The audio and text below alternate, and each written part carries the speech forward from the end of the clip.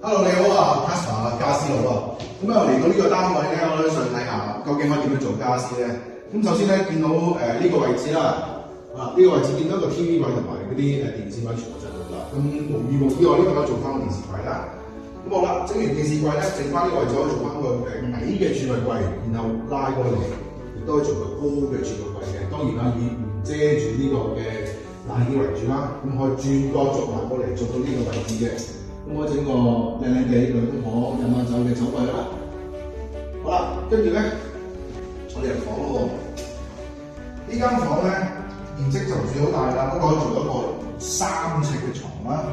咁啊單人房啦，咁有客人嚟到嘅 guest 嚟到都好啦，就可以喺呢度住下啦。咁亦都可以做一個衣櫃儲物一啲嘅冬天衫。好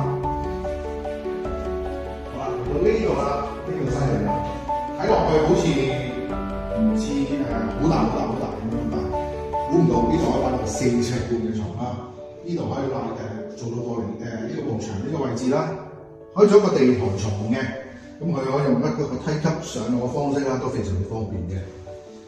好啦，轉翻過嚟呢邊之後咧，諗下啲衫就擺邊個？日常衫可以擺呢個位置啦。日常衫擺呢個位置咧，做大衣櫃完全係夠位嘅。係啦，轉翻右邊呢邊咧。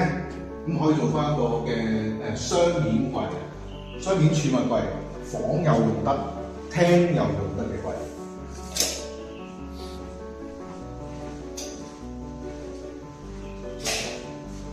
好啦，咁嚟到呢個位啦，呢個位可以做翻個梳化位啦，梳化位可以做長少少，但係唔使怕佢突出嚟喎。咁我哋可以做一個木級嘅杯櫃俾佢，咁可以咧收翻靚佢啦。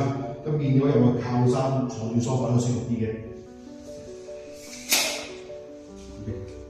荃灣路圍嘅呢個單位咧，就而家係315尺，估計嘅價值咧就160萬嘅。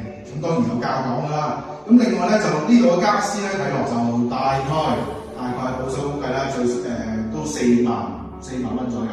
咁當然啦，有豪裝，有豪玩，有平玩啦，咁應該都 OK 㗎啦。